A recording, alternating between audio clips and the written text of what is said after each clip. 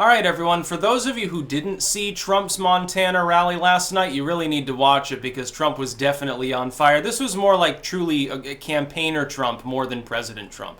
This is like the way Trump was during the debates or something. Just bombastic, off the wall, literally extremely high energy, probably coked up.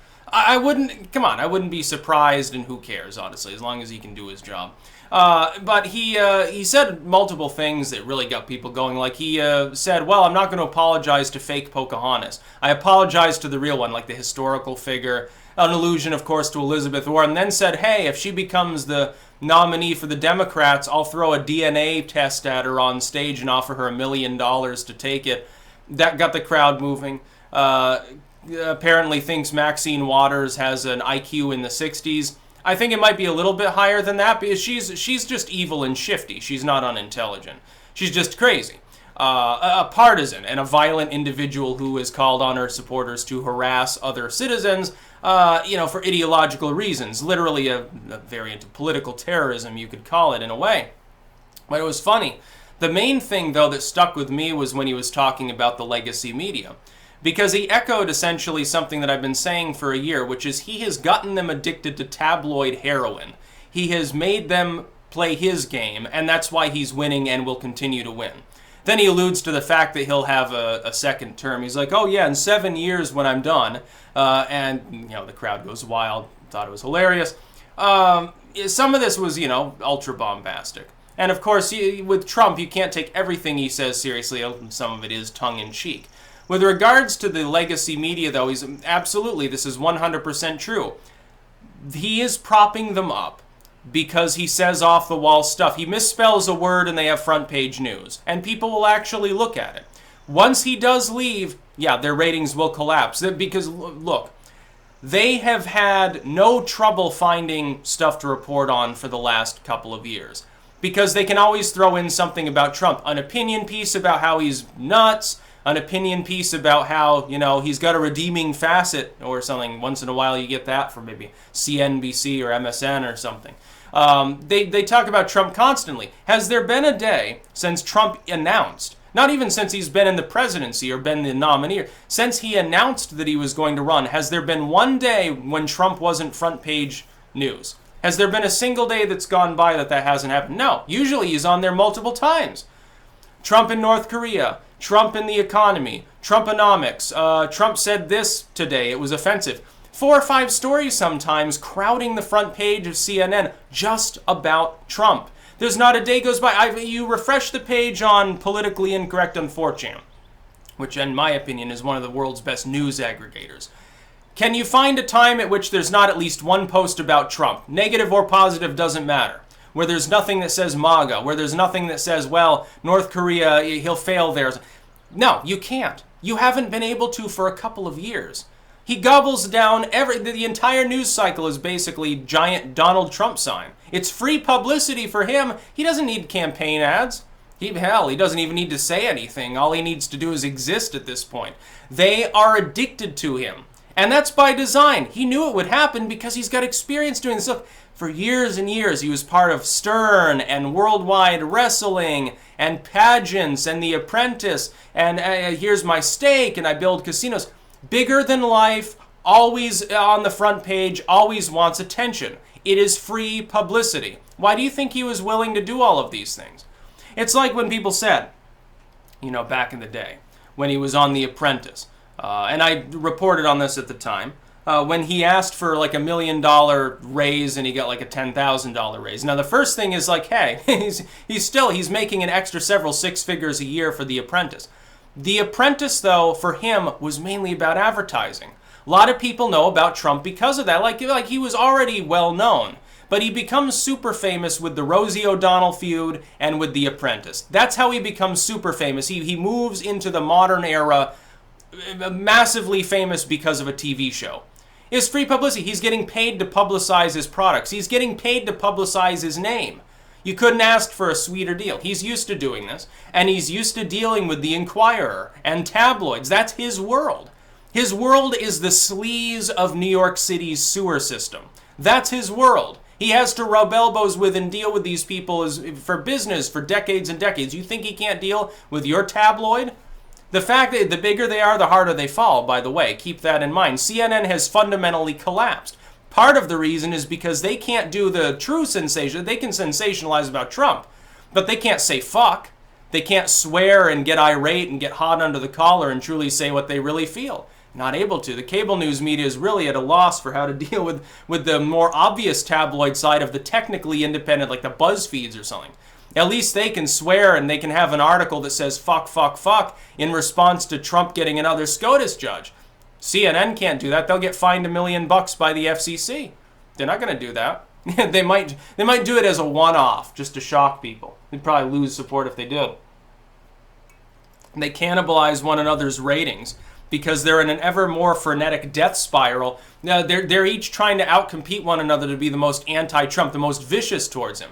What's going to happen when he leaves office then? What are you going to talk about? You're going to have to go back to straight reporting, or conversely, you're going to have to find something else to be outraged about. Now, isn't that funny? He's literally turned you into the weekly world news. Meanwhile, these groups, they'll attack like InfoWars and say they're sensationalizing. Oh my God, have you read BuzzFeed lately? Have you gone to the Wall Street Journal? Have you read the Atlantic or the New York Times? Have you seen the front page of CNN or the opinion page on MSNBC? Oh my goodness, it's way more frenetic and sensationalized than InfoWars. InfoWars at peak sensationalization is nowhere near CNN at this point. Well, you're the ones that are killing yourselves off. Look, the audience of the sort of a tabloid-esque side of maybe the more politically biased media, they're used to it. But the mainstream America sort of audience that still pays attention to boring-ass NBC, they don't want to hear that shit. They're going to abandon you, or they're going to become fanatics, and then you'll be blamed for it, not Trump.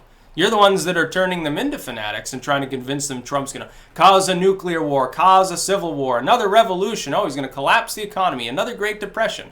My goodness.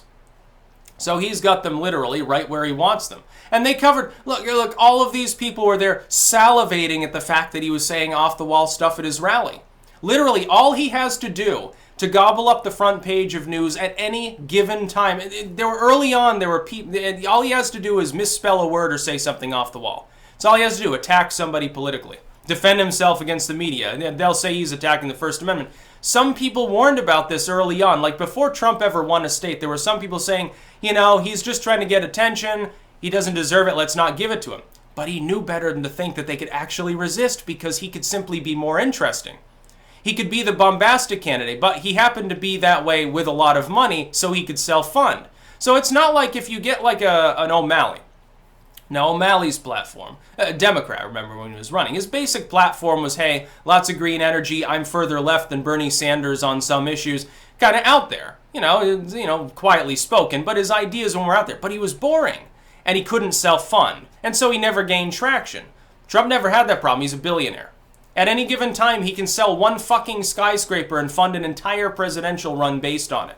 And he owns hundreds of them. He's got no problem. Well, right now, I think a lot of his assets, his kids and managers deal with it. So right now, I don't know if he could technically do that and liquefy it for money. But he's got his own organization. His kids can freely donate to that through basically a super PAC. So it doesn't even matter. He can't coordinate directly, but it's not like they can't coordinate with a third party through it happens, it's slimy, but that's politics. Don't think that they don't use middlemen. The Democrats got caught out on this a couple times. I think the DNC was using some middleman consultant group to talk to several PACs in the last election. O'Keefe actually did an expose on that, I believe. Project Veritas did. But no, at his rally, this was peak Trump. And look, 5 or 6 of the top stories of the day. He attacked Maxine Waters. He indicated that she might be mentally disabled.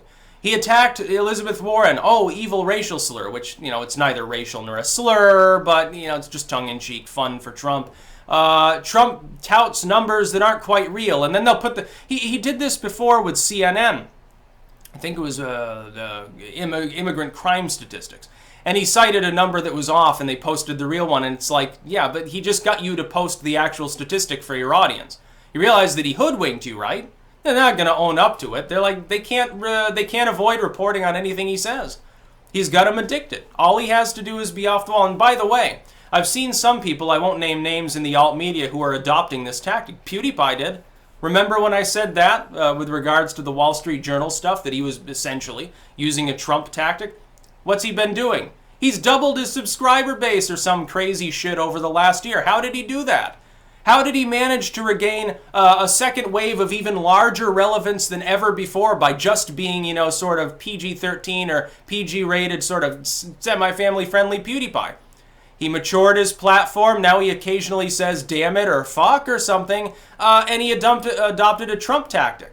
It's not dog whistling, it's just using memetics to get attention. Good on him, by the way. I can't even, yeah, he's talking about having to sell hats to make a living. Yeah, but it's a lot of hats. Don't worry. I wouldn't worry about his income too much. You know, he should just use Patreon or something. He should just do crowdfunding. He'd probably make $1 million more a year. I don't know why anyone uses ads at this point. I don't even see ads. Like, the one disadvantage to blocking ads is that it also blocks, I believe, polls. Like on YouTube, most of like, how satisfied are you? What about the quality of comments or messages? What do you think about this new feature? I think most of that gets blocked as well. It certainly does on Facebook. Facebook occasionally has polling things. I haven't seen one in 5 years, so and that's good because I never use Facebook hardly anymore. I'll jump on there, but I don't do anything because it's like it's boring. I'd rather go to Twitter and watch feeds there. If I'm going to do that particular kind of social media stuff, it's going to be on Twitter. It is more entertaining than Facebook. At this point, it's probably more privacy friendly than Facebook. Like, yeah, if you're going to reveal personal info, I'd rather put it on Twitter than on Facebook, honestly. Zuckerberg will just sell it to a foreign state, so it's like, fucking, what's the point? Trump has fundamentally screwed, blued, and tattooed the entire corporate media complex. And some people, again, in the alt media and in alt entertainment are doing this as well. And it works. It invariably works. It's a no-lose situation. There's no such thing as bad publicity when it comes to this. Just all you gotta do is remember never to apologize for anything. If you do make it really, really sarcastic, it'll drive your enemies crazy. That's about all. Peace out.